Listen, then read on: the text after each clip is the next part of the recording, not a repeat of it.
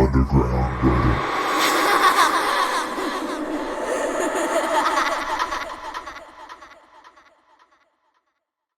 Edit 3. I figured this update was worthy to be put up top. So, last night something strange happened. My fiancé and I had a late night. We sat up hanging out and just talking. We were sitting in our front room, our second living room, day room. I'm not sure what you'd call it. We kept hearing a hollow thudding sound. You could almost sat footsteps, coming from the laundry room. Of course, we checked and found nothing.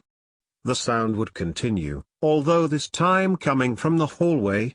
When we would get to the hallway, the sound would stop and start up again in the laundry room. One of us stood in each area and the sound stopped, only to pick back up once we both returned to our front room. My fiancée fell asleep in the couch. I didn't want to wake her. I grabbed a blanket, covered her up and went to lay down in our bed. I sat up on my phone for a bit, playing a game. I happened to glance up in the direction of our doorway and saw what appeared to be someone moving to pass by our open door. It was quick, as if they were trying to avoid being spotted as they passed by the doorway. My first assumption was our little girl had snuck out of bed.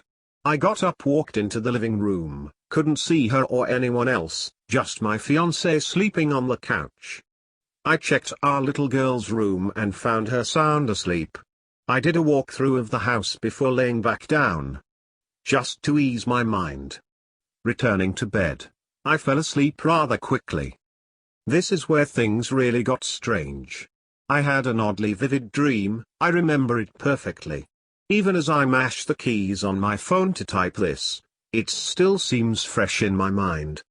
In my dream, I was probably in my 20s, same age as I am now. My fiancée didn't exist in this dream, but another person did. A girl with dark brown hair. It was almost as if she knew it was a dream and talked to me in a way that made it seem like there wasn't much time. Several past events played out, but at a rapid pace, things that I had done with my fiancée over the years, but this time they were with that girl instead. I remember saying to this girl, "That's wrong." She was sitting across from me. She said, "I'm sorry, but I felt like there was no other way." She reached out her hand to grab mine, and that's when I woke up. I woke up feeling an immense sadness. It's been several hours and the feeling is still lingering. I also can't help but shake the feeling that it was her. The girl in my dream was the lady with dark brown hair. In fact, I know it was. This is a retelling of a story I posted last night. The previous post had a lot of detail and backstory left out. This rewrite will express everything. All the incidents I feel are related, including the most notable, which some of you have probably already read. Thank you everyone for your interest in my story. This is the first time I've sat and discussed these things with anyone other than my fiancé and people who may have been present when something occurred. Everything in this story is as accurate and true to facts as I can remember, all the way up until the most recent occurrences. When I was around 10-11 years old, I lived in a small 2-story house out a rural country road with my mother. My stepdad was out of state working. He traveled a lot. One of my mother's and I favorite activities was movie night. We would go all out, snack trays, drinks, candy, the works. We would sit for hours at night vegging out and watching movies. We were both camped out on the floor watching IT by Stephen King. She had paused the movie and was planning on making a run to the fridge. Before she could stand up, we heard a crashing sound come from the stairs. At the top of the stairs my mum had a desk where she left her sewing machine, a large tackle box that she used to keep her sewing needles, thread, etc. in, and a large box of pictures that she always planned on hanging up but never did. We both turned our attention into the next room to see her sewing machine laying on the floor at the bottom of the steps. It had fallen with such force it had broke into several pieces. As we stood looking, her tackle box came flying down the stairs. This thing came down the stairs with a force strong enough to avoid touching 3/4 of the steps on its way down before smashing open on the final 2 steps. Out of curiosity more than fear, I started to approach the staircase. Just as I started walking, the box of pictures my mom had sitting on the desk came flying down the stairs with the same force as the previous two objects. Glass shattered and frames broke as the box tumbled down the last 2 or 3 steps. My mother at this point must have grabbed the bat she kept behind the front door, because when she grabbed me from behind, she was holding it in her hand. She pulled me back and told me to stay put as she walked over to the stairs. Banging the bat against the banister, she yells, "The police are on their way. Whoever you are, get the fuck out of my house." Silence. She hits the bat against the banister again. "I don't know how you got in here, but I want you to get the fuck out of my house while you still have the chance." Silence. She then hands me the cordless phone and tells me if something goes wrong, she wants me to run outside and call 911. I agreed. She makes it known she is coming up and has a weapon. About a minute after watching her ascend the stairs, I hear a blood-curdling scream come from my mother. Immediately my 10-year-old self turned tail, ran outside and dialed 911. I informed the operator what had happened, and she for some reason insisted that my scrawny 10-year-old self go back inside and see if I can check on my mother, because after all, if there was an intruder out to harm us, sending me back inside was brilliant. Before I could start making my way back inside, my mother walked out the front door, approached me, took the phone and informed the operator that everything was fine. She had went upstairs to investigate and got startled. An officer was still sent out and performed a walkthrough of the house, just to make sure no one was present. There was no one there. A few years later, my mum decided to elaborate upon her being startled that night. She said as she came to the top of the stairs, she thought she saw a woman standing at the end of the hallway. She was embarrassed to admit this at the time to the officer or me. She wanted to keep her tough mother persona, or maybe she just didn't want to scare me any more than I already was. That was the first mention or appearance of a woman. Several months later, I had a friend over to stay the night. We turned in for the night, having outlasted my mom herself, already being in bed. I slept in my bed and he slept in a sleeping bag on the floor next to the bed. I'm not sure how long we were asleep, if it was even long at all. I was awoken by the sound of someone slowly coming up the stairs. The sound they made as they came up the stairs is what woke me, the sound of dry feet scratching against our wooden steps. Even today the thought of that sound gives me the chills. At first I just laid there listening as they came up the steps and started their slow dry scratching way down the hall.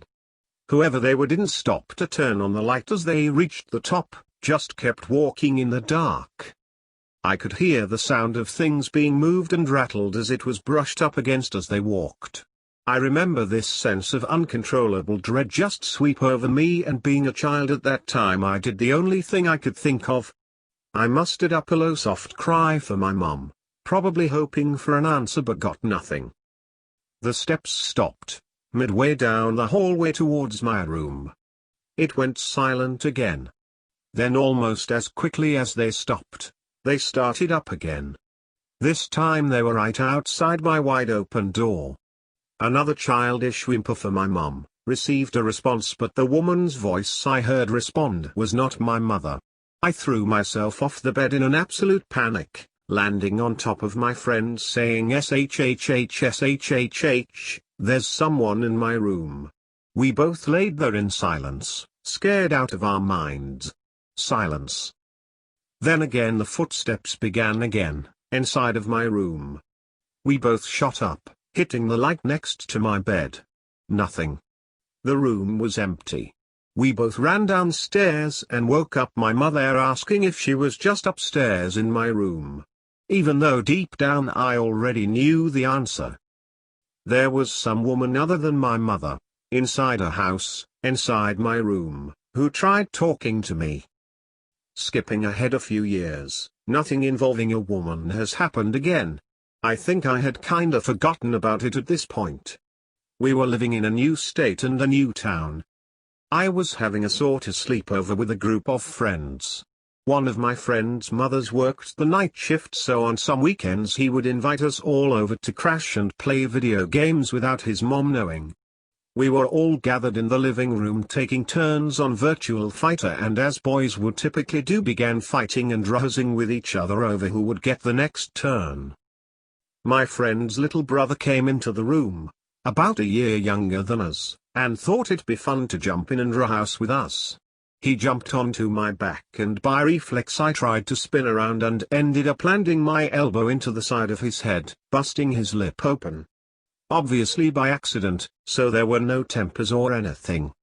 His little brother ran off crying and locked himself into his room.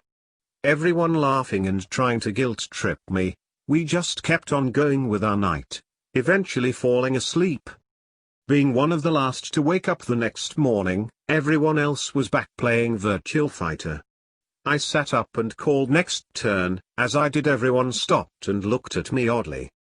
They started explaining that some older lady with dark brown hair had showed up, knocked on the door and was asking for me, where I was, then proceeded to say, "I'm sorry for what happened to your brother, Cody didn't mean to hurt him." They said she then just turned and walked off. 2 out of the 5 people there were my close friends, and they knew who my mother was. They had met her on several occasions. They all claimed to have never seen her before. They had no idea who she was.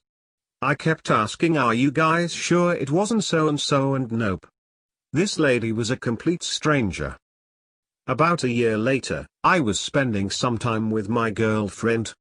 We were at our normal hangout, right down the road from her house.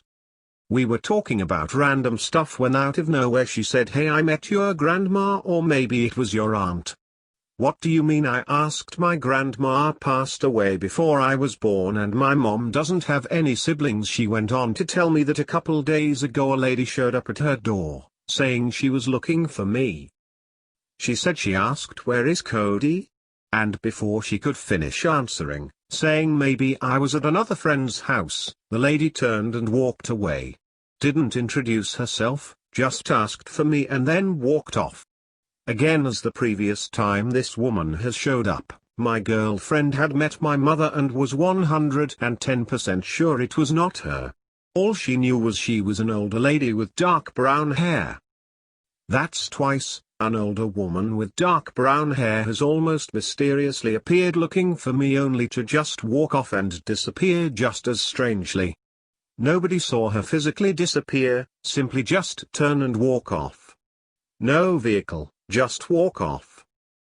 Now this instance is up for interpretation, but in my opinion fits the bill of being followed by someone or something.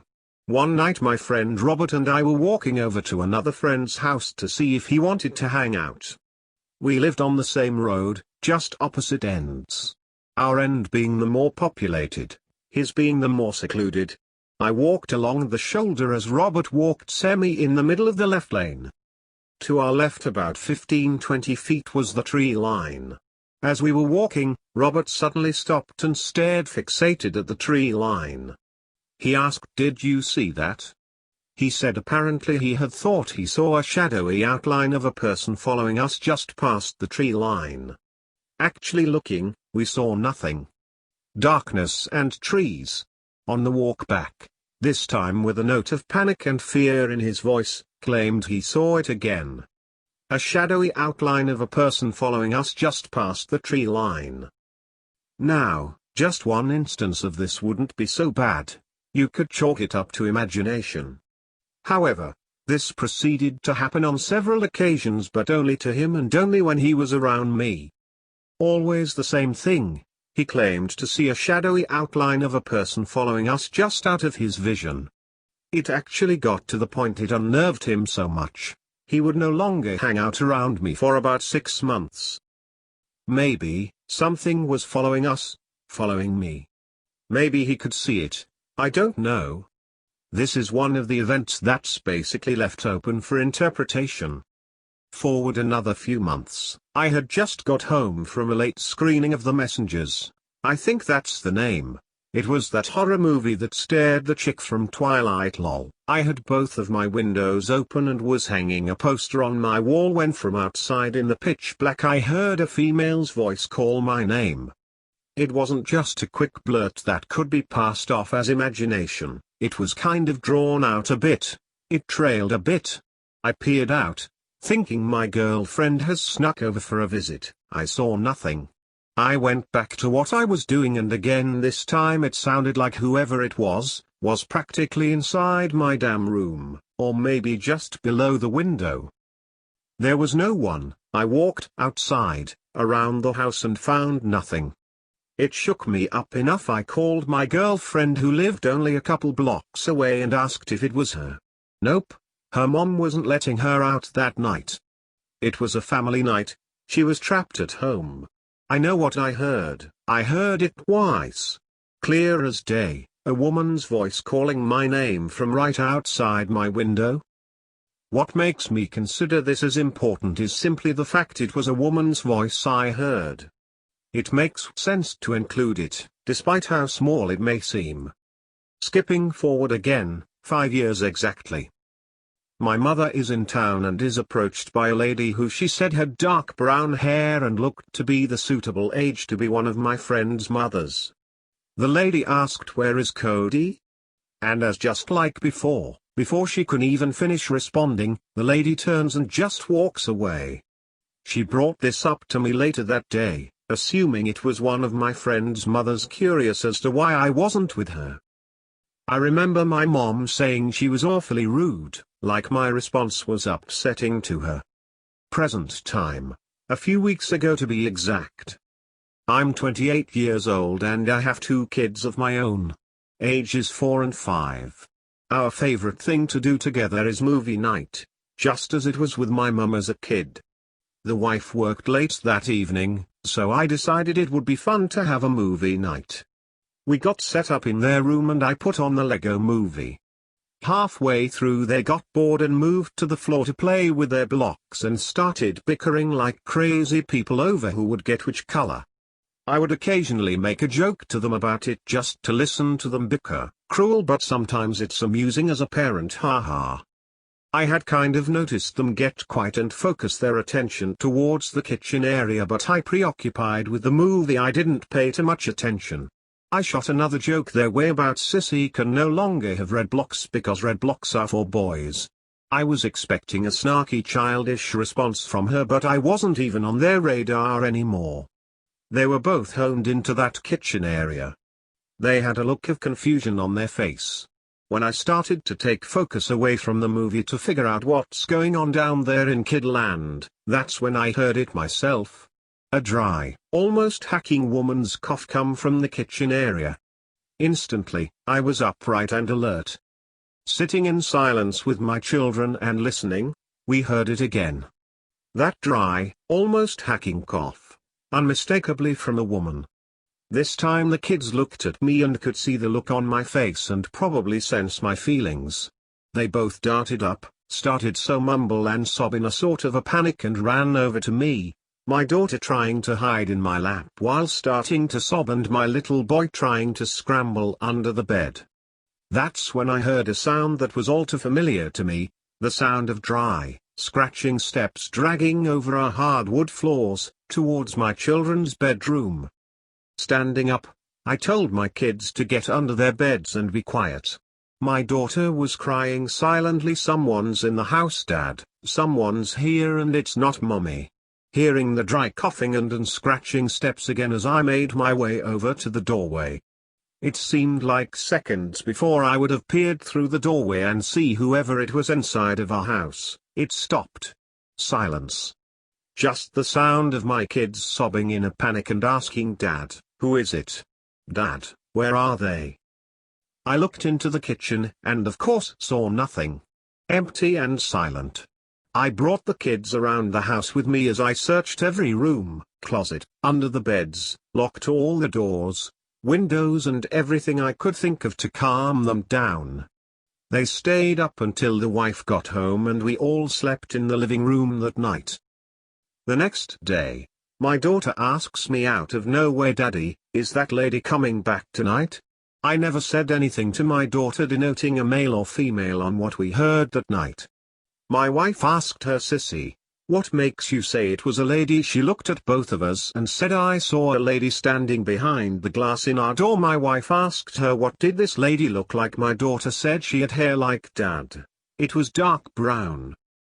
Edit. If anyone has any questions or would like to hear about other events that have happened but were left out due to what I felt was relevancy, or just an update on anything new that may have happened, feel free to DM me and I can try my best to keep you up to date on anything new. Edit 2. I've noticed that when the woman starts to make herself known, the events happen in clusters before things recede back to normal. This most recent event from a couple weeks ago may have been the start of another cluster.